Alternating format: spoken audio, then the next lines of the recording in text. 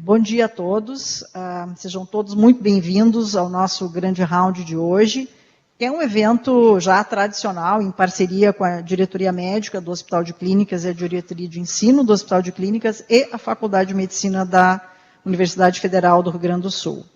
Hoje, nós temos a honra de receber o professor Mohsen Nagavi, que é professor do Institute of Health Metrics and Evaluation, da Universidade de Washington, em Seattle, e o professor Bruce Duncan, nosso professor aqui do programa de pós-graduação em epidemiologia da Universidade Federal. Nosso formato hoje, então, terá uma aula, uma apresentação do professor Nagavi, que vai nos falar sobre o Global Burden Disease Study and the Burden of Antimicrobial Resistance. Nós esperamos ter uma ótima sessão e, ao final da apresentação do professor Nagavi, nós teremos uma interlocução com o professor Bruce. So, Professor Nagavi, it's really a pleasure to have you among us, and we are really eager to hear you and perhaps have some questioning at the end of your presentation. Please be welcome.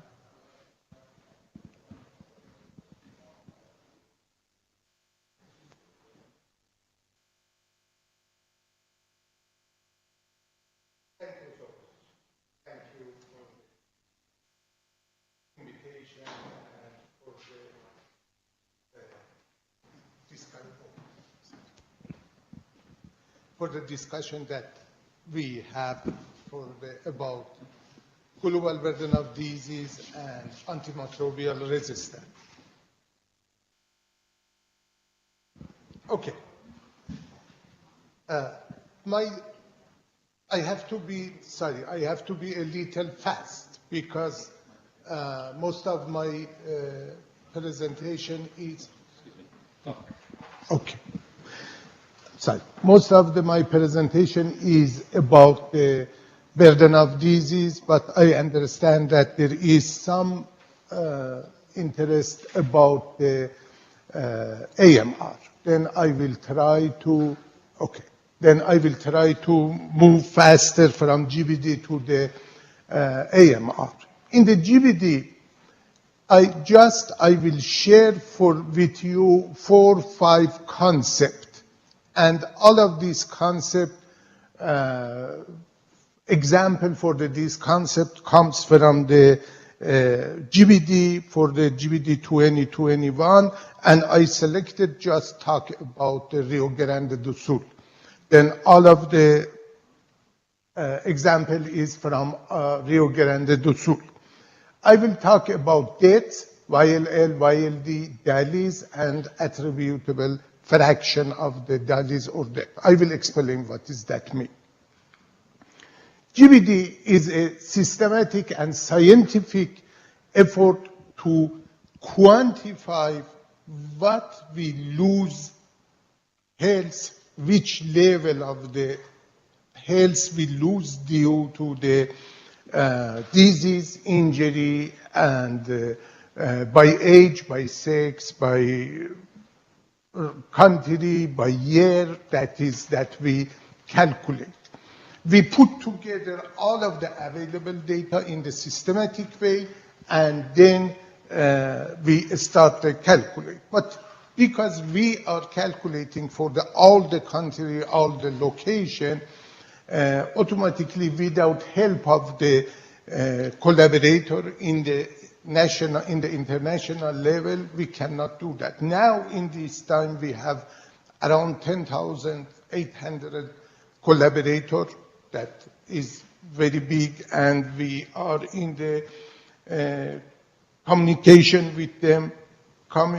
The reason that I am here because Professor Duncan was from 10 years ago from GBD collaborator, and we had different communication, different sharing. Then automatically GBD is not work of the IHME or 1%. It is a global work from the big team that so far is around 10,000. Okay. Then First thing that we will, in the GBD, we have to talk is all-cause mortality.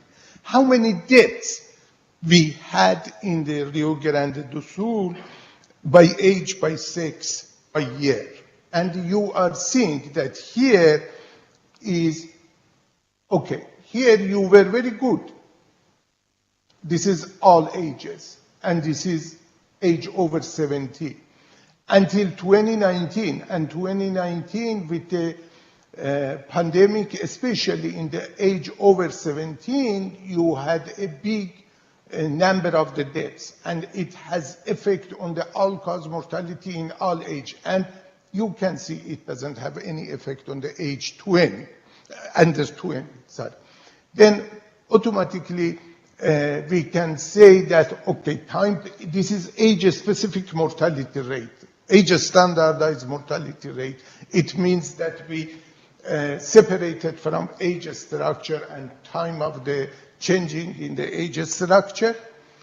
And then based on in the GBD, the one important step was all-cause mortality estimation. One other important step is calculation of the life expectancy. I am sure that you know what is the life expectancy, but the meaning of the life expectancy is what is the probability of to be alive in this time.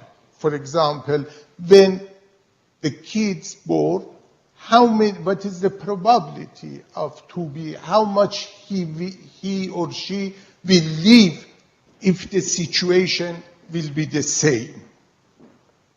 And healthy life expectancy, it means that how many years of these kids or this person will be healthy, and how many years will be sick, and when he will die. Expectation for the dying if the situation will be the same. Okay, now there is one thing that is important.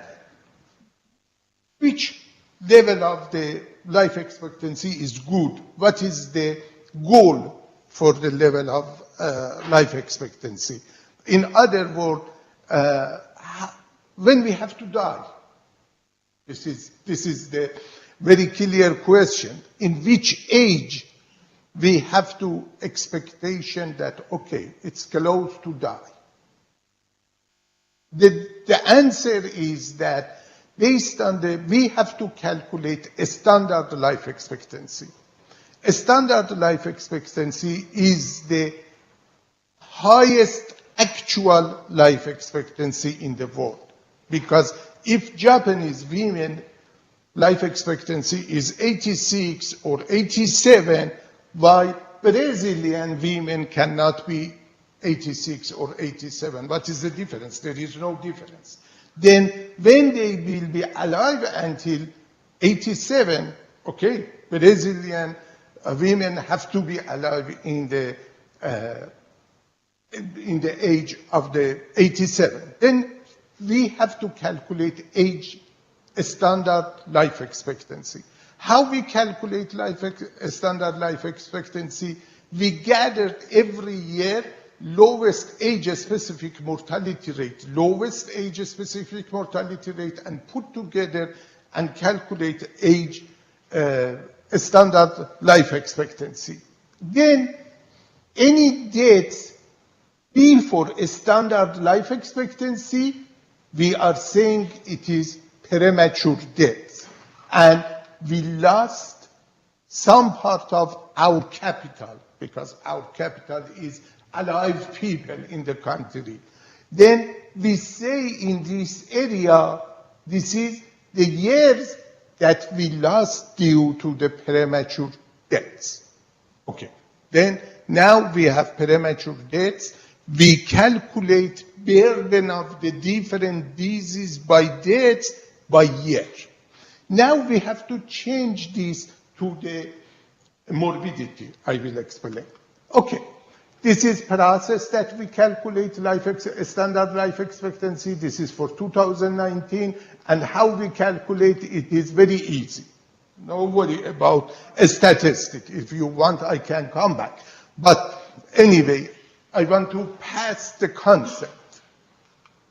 Okay, here is deaths due to the different top 20 causes of deaths in the Rio Grande do Sul from 1990 until 2019. You are seeing that the top one is ischemic heart disease, stroke, and COPD, and lower respiratory. Okay, it is real. What do you think? Okay, put yourself not as a doctor in the clinic. Put yourself as a policymaker. Okay, which deaths have to be very important for you? Old age deaths due to the Alzheimer in 85, or children that die, or interpersonal violence that usually they die in age 20 and other. Then we change this to the something that shows what is the death, what is the year that we lose due to the premature deaths. And you can see here, when we sort this based on the premature deaths, forget about COVID. Oh, sorry. Yes, this is age standardized. This is just comparison, same as this, comparison with the 2021. We had comparison with the 1990 and in 2019, and 1919 with the 2021. You can see in the 2021, after all of the discussion about COVID, just COVID come and stay in the top. It didn't change a lot mortality pattern. You can see, again, ischemic heart disease, stroke, COPD, all is in the top, regardless of the code. And then, now I want to show that, okay, if we look to the ranking, not by deaths, by YLA, you can see that, okay, your bigger killer is not ischemic heart disease. Your bigger killer is interpersonal violence. Second is neonatal disorder. Third is ischemic heart disease. Then you can see there is a big shift between causes that die, that kill the people in the old age, compared with the cause that kill the people in the young age. And if we compare 1919 with the 2019, we will see that, okay, the most important cause in the 2021, regardless of COVID, is interpersonal violence. And then neonatal disorder, ischemic heart disease, stroke, congenital disorder. But what happened to the disease that not kill the people, but it is very, it bothers the people a lot. Don't kill the people, but bother the people. Now, let me go in this way. We came back to this process. And you can see, okay, this was the year that we lost due to the premature death. This is the year that, okay, that is this one. This is the year that we lose due to the disability. If we put all of the disability that we can get in our life, we will see, for example, if our life expectancy is 70, until age 60, we are without disability, or age 50 with a lower disability in average, not this person. We have we do not have disability, and then we have full health. How we calculate? Okay, we follow every person in the theoretical process from the birth until the end of, not until the end of the life, until the end of the expected life expectancy, that is a standard life expectancy. And then we will put together all of these yellow bar that it shows that this person had sick, he was in the bed, he was in the hospital, or he had some problem, and then calculate YLD. How we calculate YLD? YLD calculated by prevalence of the disease that we gathered from all the country, all the location by age and sex, and multiply this on the disability rate. What is the disability rate? Disability rate is a big study that we did in 2010-11, population-based study, and we went to the door and asked the people, okay, if somebody has one eye and some other person just has one leg, which one is more healthy in your idea? And we ranked all of the more disabling diseases between 0 to 1. And then, for example, you can see here the lowest disability rate is the people that has problem with the glasses. Oh, sorry.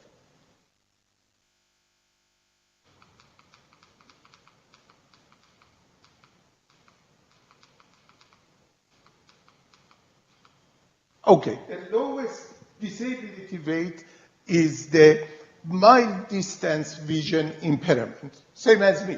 This is a very low disability. But highest disability is for the spinal cord lesion or schizophrenia or something like that, between 0 to 7. And then we weighted all of the, let's come back here, we multiply prevalence of the disease on this life expectancy that we calculate with the for the every disease. Is not every disease, is every sequela. I don't want to go through that. It is very complicated. Concept is very easy. Then we calculated YLD. And this is YLD for Rio Grande do Sul. Top one is anxiety. Your big problem is anxiety, low back pain, depression disorder, headache, musculoskeletal disease, based on the data that you have. And then we put this to, we added this to the YLL because unit is year. Unit is year. Then it is completely possible to put together, and we calculated DALYs. And this is the picture of the health priority in your state. Top one is COVID, that is finished, hopefully. Second one is neonatal disorder. You have a very good system, but again, your neonatal disorder is high. You have interpersonal violence, it's high. You are killing your young people. Ischemic heart disease, anxiety is a very big. Stroke, diabetes, congenital defect, low back pain, depression, and then in the end, we have this list for 344 diseases. And you can look that, okay, what is the level of multiple sclerosis? How much you pay for the multiple sclerosis? And how much you pay for neonatal? How much you pay for the prevention of homicide? You pay a lot for the, for example, one rare disease with the low DALYs, low disabling, low mortality, But you can see your top is not just chronic disease. Okay. Now, we talked about what is your priority. Okay, what is your solution now? How you want to fix this problem? We calculate something with the name attributable fraction. For example, what is the fraction of the burden of lung cancer by the smoking? What is the burden of the fraction of the burden of hemorrhagic stroke due to the hypertension? Then we calculated this, and let me show. This is the top risk factor for your state. Smoking, top one. And what's the top? High blood pressure now is going down a little. And high body mass index increased. High fasting blood glucose is increasing. High alcohol use is increasing. Low birth weight, you have premature birth and low birth weight, prematurity and low birth weight is going up from the 90. Level decreased, but in the ranking of the different risk factor is increasing. And each risk factor make some attributable disease. For example, here you can see smoking make this number of the DALYs for cancer, this number of the DALY for ischemic heart disease, for the cardiovascular, this for the respiratory. If you remove smoking, you will decrease 1.5 per 100,000 DALYs in your state. Or if you decrease high BMI, you will decrease 1.4 per 100,000 DALYs. And then, okay, now as a policy maker, okay, where you have to put your money, for sure, control of smoking, control of the blood pressure. It is very important. Big risk factor for all of these hospitals that you are working is blood pressure. If you control blood pressure, your work will be much lower. Okay. I don't want to go through all of this detail because I prefer to talk a little about AMR. I will be happy if you have any question about G. Then I will start.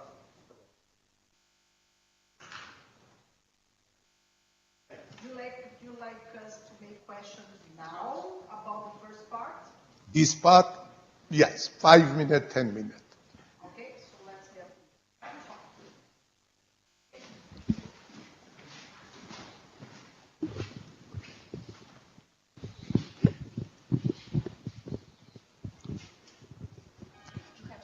I have. Okay. Not exactly sure what to do. Should I ask questions or comment? Comment asks. Okay. All right. You are at home. Okay. The GBD is a huge enterprise. I think you've gotten a bit of a feeling of that.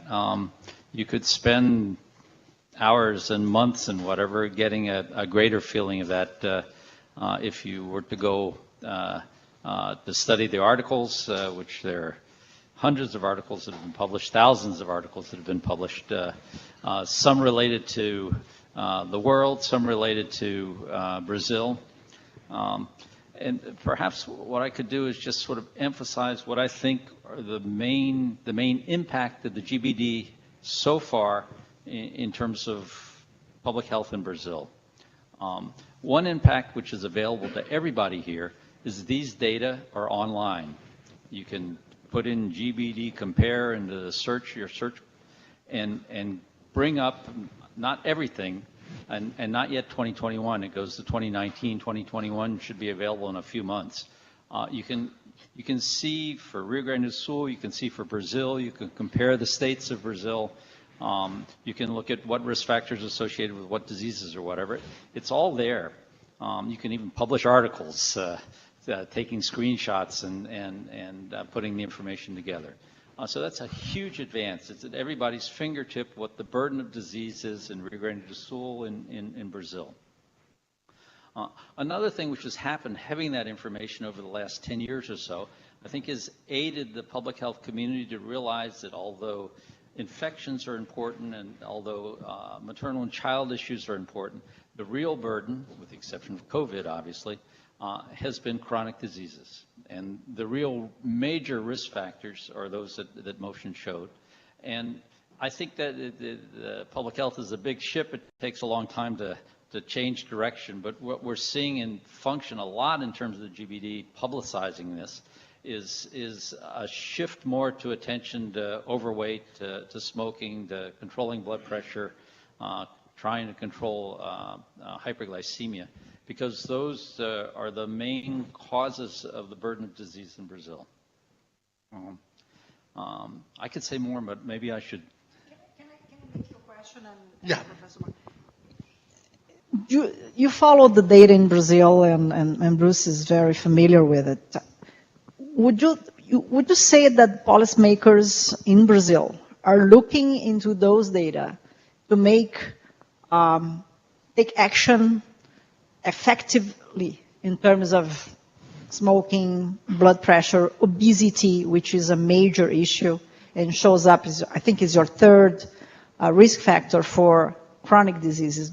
For what you feel and what you understand from the world, you think Brazil, or even in our local public health administrators, are they really taking into consideration this information which is online and think and design strategies to effectively reduce the burden of stroke, ischemic heart disease, and whatever? Or there is a disconnect between the science, the data, and the policymakers?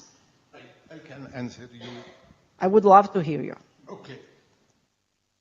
Policymakers just love their chair. Their chair, their position. Okay, yeah, I can see that. In the whole world. Oh, okay, so we're not alone. Is not something. Yeah. Just we are doing something that we present this to you as a people, as a scientist, as a people that working in Ministry of Health. And then people push the policymaker, oh, our problem is smoking. Our problem is gone, not this drug that you want to bring to the country. What are you doing? Yeah. I work in the more than 40, 50 years. Don't have hope that policymakers can do anything without our pressure.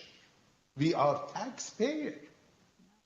We selected these policymakers. They have to follow science. We free of charge. This is our job. Our burden of disease is public. Everybody can access and know that what is the situation. Also, we are talking with the minister in the many countries. I have meeting next week with the deputy of minister of Brazil. But anyway, without pressure from the bottom, okay, hey guys, the problem in the Porto Alegre is homicide. Is neonatal deaths. What are you doing?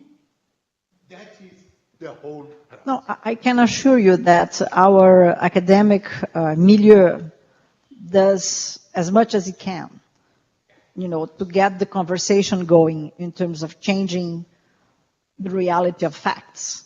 But I have great doubt that how effective we can be. But we keep trying. I mean, this is our job, is to get your data. From you, from Okay. your team. Okay. Select this person from your team. Okay. Without requesting from the policymaker, they do not do anything. If you want to sit in the chair next year, you have to do that. But you probably know what happened in Brazil in terms of COVID and in all the vaccine stuff and whatever. That you changed. Yeah, I mean, you said you have a meeting next week with Ministra Nízia Trindade from Ministry of Health, I presume? Yes. And I have a feeling that these people have some understanding that can be better in terms of what is science, what is really done in terms of the academic, milieu, in terms of feeding the Ministry of Health and trying to do some. I have some hope. I don't know if it's going to be that much of a change, but I think. I am much older than you. We are living, okay. but I hope. I know. Thank you very much. Okay. You go for your next, yes. Bruce. Let's go. Okay. One other discussion that from many years ago we calculated, for example, risk of deaths due to the tobacco, risk of deaths due to the sanitation, but never we calculated what is the burden of the antimicrobial resistance. We started this work from 2-3 years ago. And, okay, we wanted to say that in every year we have around 55 million deaths. From these 55 million deaths, some part is by infectious syndrome. For example, people die due to the diabetes, die due to the lower respiratory. But in the reality, also people that has a stroke, they go to the hospital, use catheter, get UTI, and die due to the sepsis. This is very prevalent. And same as these people with cancer go under chemotherapy and get lower respiratory and sepsis and they die. And number of the infectious diseases, number of the deaths, number of the prevalence and incidence of infectious disease, it is much, much higher. Why we do not calculate the person that with a stroke get UTI and sepsis and die by sepsis? Because based on the rule, we calculate underlying cause. And underlying cause is a stroke. We forget about UTI, we forget about catheter and sepsis.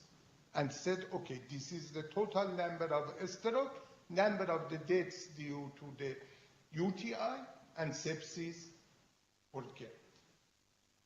The reason that we forgot number of the sepsis, because we are saying that sepsis is not a primary disease.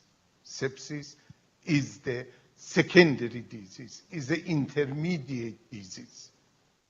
You have to have some problem or some infectious, then you will come to the hospital and get sepsis, or out of the hospital get sepsis and die with sepsis due to your underlying cause. Okay.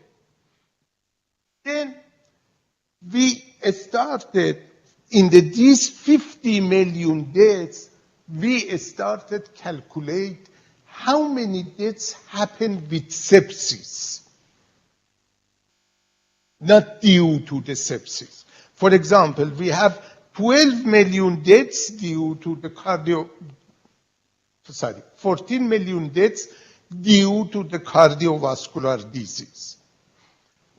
But when we calculated how many sepsis happened in the chain of deaths, we find that 13.8 million deaths happened with sepsis. That it is a very big number. Maybe after cardiovascular, if we wanted to sort, after cardiovascular, sepsis is the second cause. But sepsis is not underlying cause, it's an intermediate.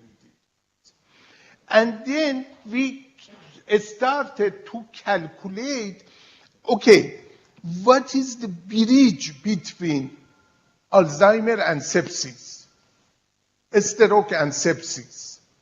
Then we came up to the 12 infectious syndrome. That, okay, people with how many sepsis is by blood stream infectious? How many is by, for example, CNS infectious, meningitis, encephalitis? How many is by diarrhea? How many is by the respiratory disease? There is a bridge between disease and sepsis. And this bridge is infectious syndrome. Then we started to look to this infectious syndrome, that what is the pattern of the pathogen? What is the pattern of the pathogen for the LRI, for the UTI? And this pathogen we tried to look by age, by location.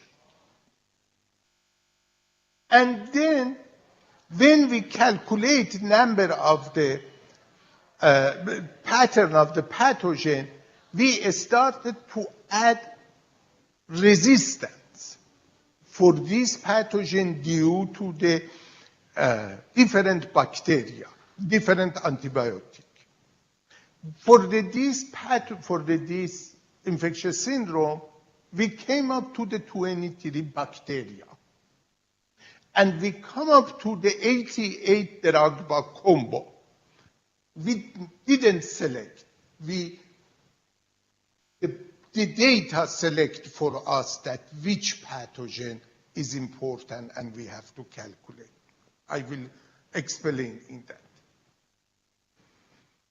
And then, based on the prevalence of resistance, based on the pathogen distribution, based on the infectious syndrome, and one other step that we had based on the relative risk of increasing deaths, or relative risk of the stay more in the hospital.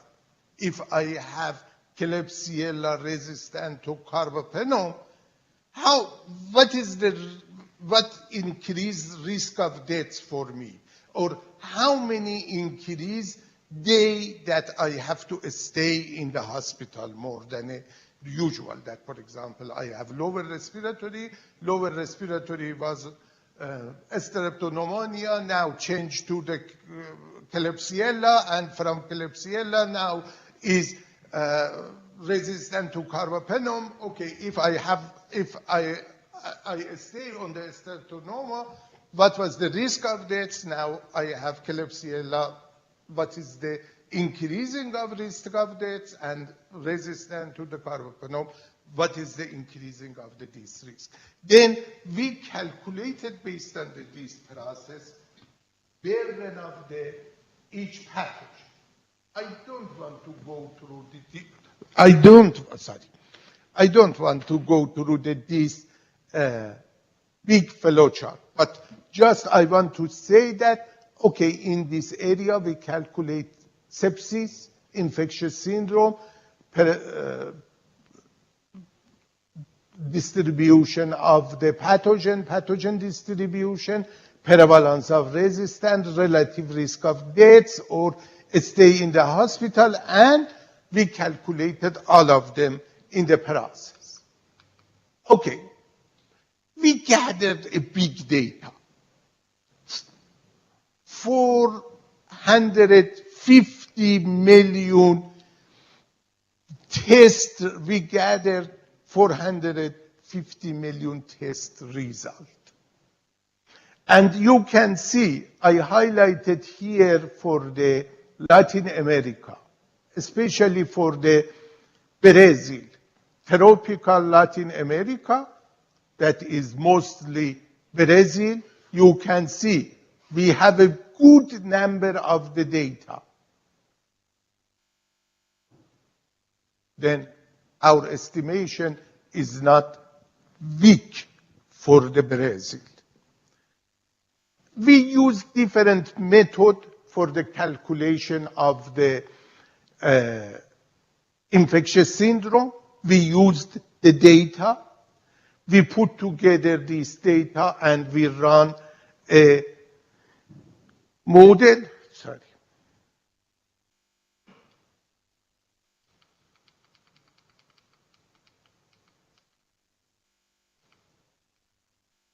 Okay. We run a model, mixed effect, binomial logistic regression, and we calculated total number of the sepsis that, as I said, it is 13 million. And you can see 80% of the people with the infectious disease die with sepsis, with the communicable maternal neonatal. 12% of the people with the non-communicable disease die with sepsis, and 5% of the people with the injury die with sepsis. And then we calculated incidence of the sepsis and incidence of the infectious syndrome. In the second step, we calculated case fatality rate, because some part of our data is mortality. For example, you have xenon is the mortality, you have hospital data is the incidence, then we have to transfer this data, then we calculated CFR, case fatality rate, and we made one big bucket of the data that it is the different data sources that we use, and then we used a network meta-regression for that we pair because the problem in the microbiology is that people do not mention what is the denominator. When you are saying this is pattern of the lower respiratory, you are saying 4 important pathogen, 5 important pathogen, not all. Then we do not have denominator. Then classic statistical method doesn't work. We have to find a new method, and we find a new method with this name, and we pair the pathogen together. Okay, we have lower respiratory. How many? We have streptoneumia, we have Klebsiella, we have some, these 3, and in the other study we have other 3, and how many times they paired, and based on this process we calculated pathogen distribution for each infectious syndrome. And then we calculated prevalence of resistance based on for the 88 drug combo, and multiply this, and then we calculated attributed and associated deaths. What is the associated deaths? This is pattern of the associated deaths. It means that if we did not have infectious, how many deaths we could prevent, regardless of the resistant or non-resistant. Attributed means if we had infectious, but we didn't have resistant, how many deaths we could prevent it. And then in the reverse order, we are saying that associated deaths is the when infectious disease is in the chain of deaths.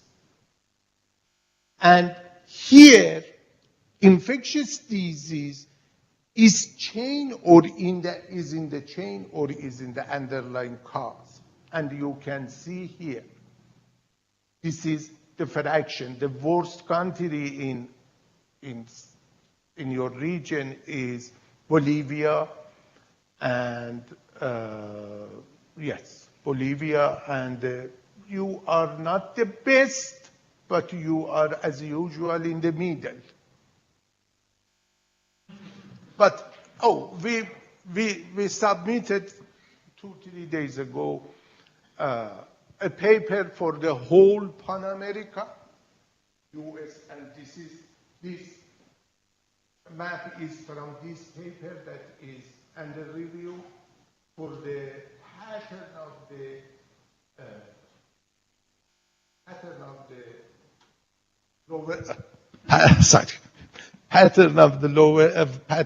the antimicrobial resistance.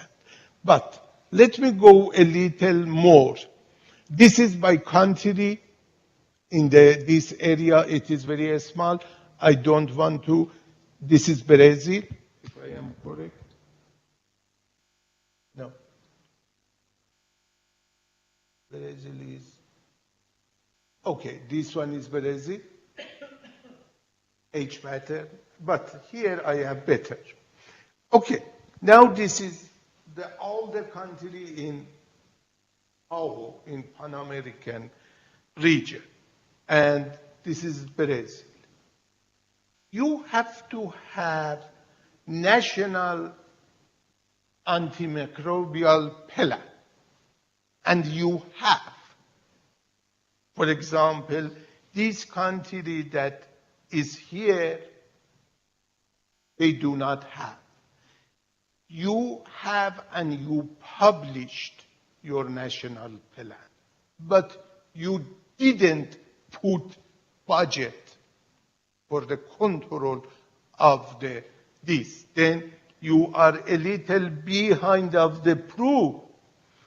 And Chile and Costa Rica and Colombia and United States, because they put the money and they have a budget, but you published. That is our plan, but you didn't apply this plan. And this is your situation for the associated deaths. You are here in the middle. And when we look to this is SDI, socio-demographic index. It is geometric mean between GDP, education, level of education in over 15, and fertility and under 25, SDI, socio-demographic index. You can see with the socio-demographic index, AMR associated deaths decreasing with the improving socio-demographic index. The big problem is not just in the global situation, is not using antibiotic, is high level of the infectious disease. If we want to control AMR, first step is control infectious. Vaccination, make vaccine. Vaccination is the very, very important. Then As you see, in the country with the high SDI, this is Canada, and you have a very low infectious and very low AMR. And, for example, this is Haiti, very high infectious. Don't think that the problem is just control of antibiotic. It is very important. But the problem is having vaccine, having hygiene, good, high quality care in the hospital. These are the important. High quality care in the hospital is very important. And this is for Brazil. Oh, sorry, I have to.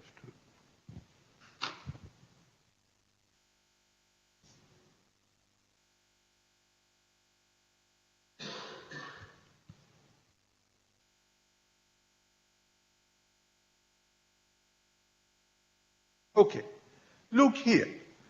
This is for Brazil, and this is for the attributable deaths. Top one for the all pathogen is, this is the deaths due to the resistant total of pathogen, 33,000. Acinetobacter, 3,300,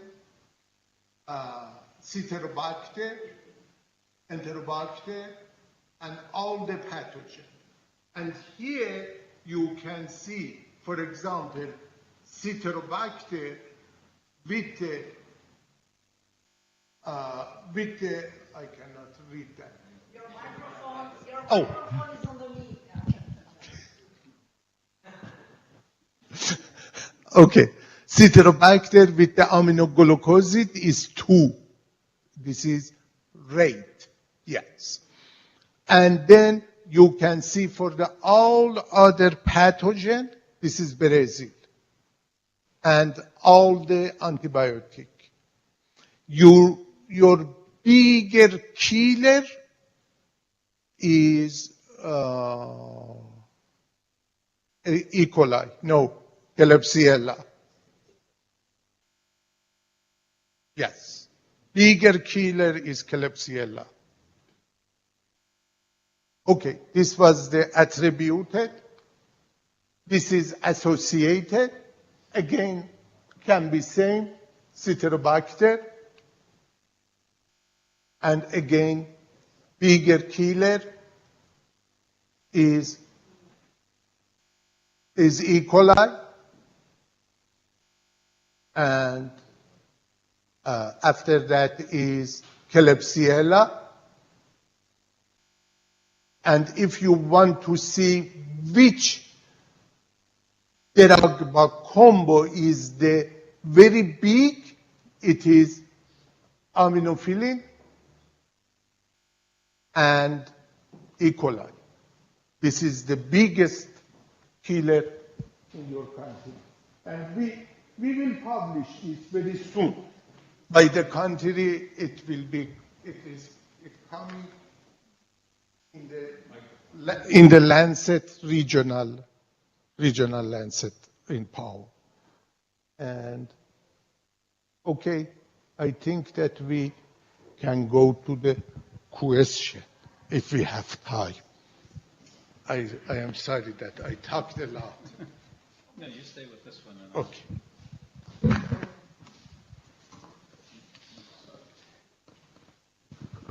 I just have one quick question. How did you get this data?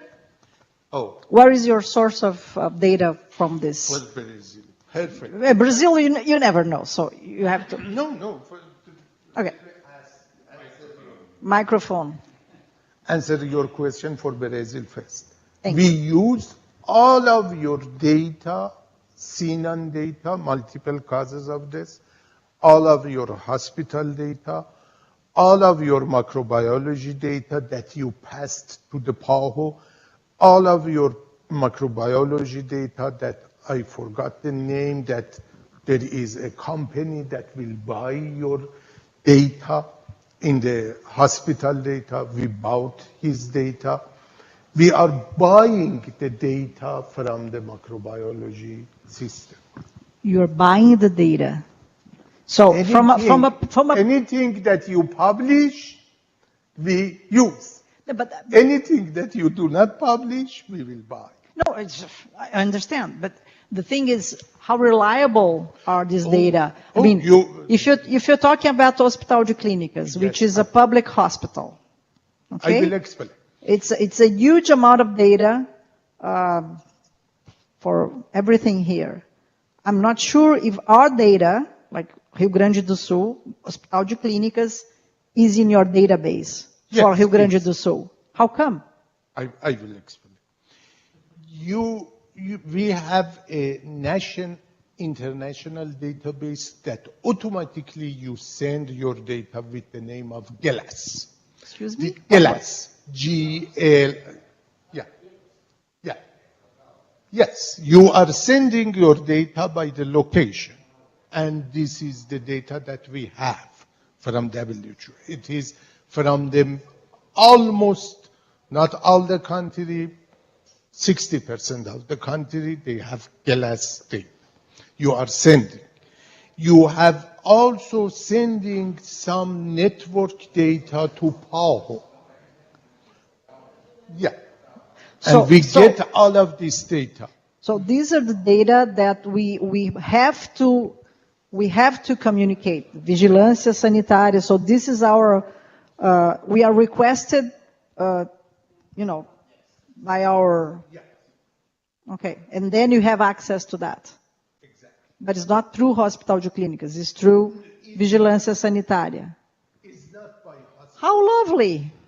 How lovely, yes. Congratulations. We are a good hunter of the data.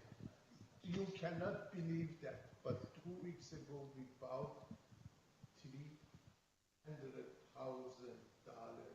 one big database. From the US? Yes. That's cheap. It's cheap. You are the most democratic country in the world because you put all of your data on the internet. No, you and Colombia. We are too naive. No. Naive. Don't think that you're helping the people. You're helping science. Let me make a brief comment.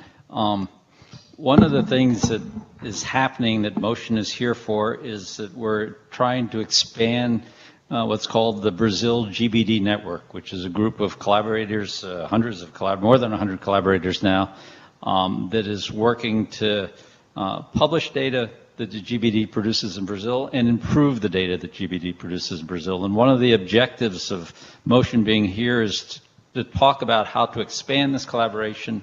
And one of the objectives of the collaboration is to gather data that they don't have now, because there are lots of good data sources around that would improve their estimates. And working with GBD for 10 years now, it's a very iterative process. When these data come out 2 years or 3 years from now, and another update, they'll be different.